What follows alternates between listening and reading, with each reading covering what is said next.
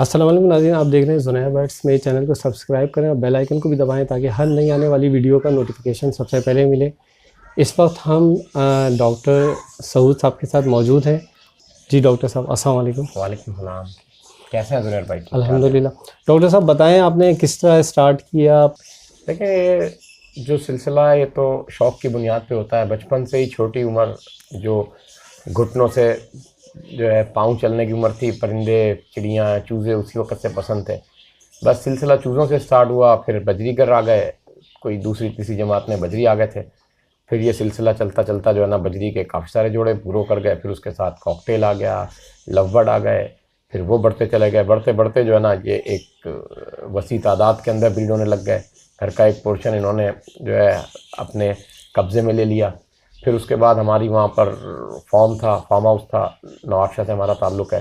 तो बाव ज़मीन पर एक वो भैंसों का बाड़ा जैसे हर जगह हुआ करता था औताक के साथ, वो था। हमने उस पर जो है ना फिर वो उसको फार्म बना लिया, क्योंकि वो तोते इतने बढ़ गए थे, घर में रखने की जगह ही नहीं बन पा रही थी। फिर वहाँ ले गए, वहाँ 200-250 फिशर का जोड़ा हो गया था, 200-250 कॉकटेल का जोड़ा हो गया था। ये मेरी फर्स्ट ईयर इंटर की बात है मेरे ख्याल, जब मैं 2000 जो है 4-3-2 की सिलसिला था। तो 96-97 का सिलसिला था। 2003-4 तो मैं पास आउट होकर निकल गया था। 97-96 का दौर था, वो सिलसिला बढ़ता चला गया। फिर हमने जो है ना उसको 2007 के अंदर कराची शिफ्ट कर दिया। पहले मेमन गोट में लेकर गए। उन दिनों जो है बर्ड्स की फार्मिंग कमर्शियल हुआ करती थी। लोग 100-100, 200, 500 जोड़ा, 1000 जोड़ा फिशर का, कॉकटेल का, लवबर्ड जो रोज़ी कोली फैमिली होती है उसका, जावा का, डव का, बजरी कॉमन का लगाते थे। और यहाँ से बाहर जाया करता था और डॉलर 42, 45, 60, 65 रुपये का होता था। और उस वक्त रेट बड़े अच्छे मिलते थे। और बाजरा उस वक्त 2.5-3 रुपये, 6 रुपये, 6.5 रुपये, 8 रुपये, 10 रुपये, 12 रुपये तक भी चला गया था। इस तरीके से बारीक कंगनी भी 16 रुपये, 17 रुपये होती थी। तो उस वक्त जो है ना इकोनॉमिकल जो है वो परिंदे अगर सस्ते थे तो खुराक और दूसरे खयाल बहुत सस्ते थे। अब डे बाई डे जो है ना सिलसिला इस तरीके से रहा कि पाकिस्तान के दूसरे जहाँ बर्ड जाया करते थे उन कंट्री ने भी कमर्शियल शुरू कर दिया। और उन्होंने उनके अपग्रेडिंग कलरों के ऊपर, साइज़ों के ऊपर, उसकी क्वालिटी के ऊपर काफ़ी काम किया। पाकिस्तान में इस किस्म का कोई मरला नहीं रहा।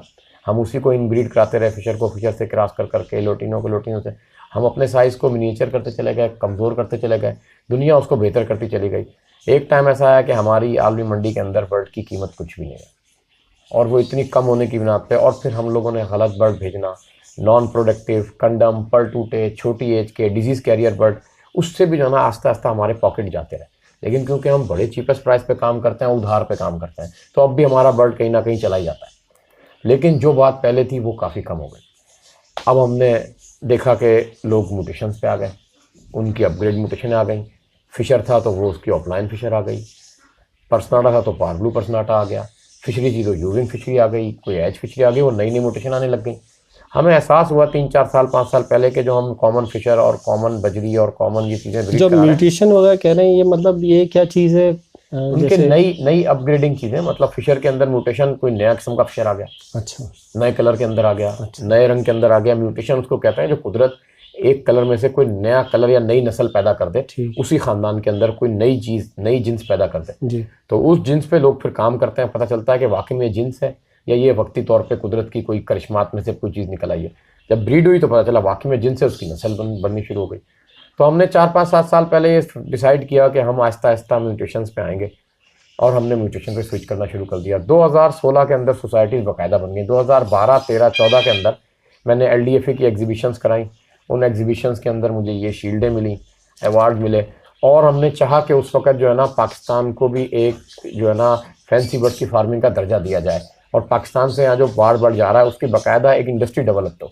लेकिन अनफॉर्चुनेटली क्योंकि सिस्टम इस किस्म का था, कुछ लोगों में भी इत्तेहाद आपस में इतना अच्छा नहीं रहा, कुछ हमारी मिनिस्ट्रियाँ भी इतनी ज़्यादा इन्वॉल्व नहीं थी, काम को इतना बन नहीं पाया, और मामला जो है ना डे बाई डे ख़राब होते चले गए। एक टाइम ऐसा आया कि हमने डिसाइड किया कि अभी हमें जो है ना कमर्शियल से फैंसी की तरफ जाना पड़ेगा। तो वो एक अच्छा टाइम था, हमने उसमें स्विच कर गए। तो हमारा वही बर्ड आहिस्ता आहिस्ता फैंसी में कन्वर्ट हो गया। तो उसमें बड़ा अच्छा रेवेन्यू भी रहा, शौक़ में मज़ा आया, नया काम करने में मज़ा आया। और अब अल्हम्दुलिल्लाह हमारे पास जो है ना वो सारा बर्ड जो है वो म्यूटेशन में कन्वर्ट हो गया। मेरे चैनल को सब्सक्राइब करना मत भूलें ताकि परिंदों के मुतालिक लेटेस्ट इंफॉर्मेशन प्लस लालू खेत rates update time to time आपको मिलते रहें।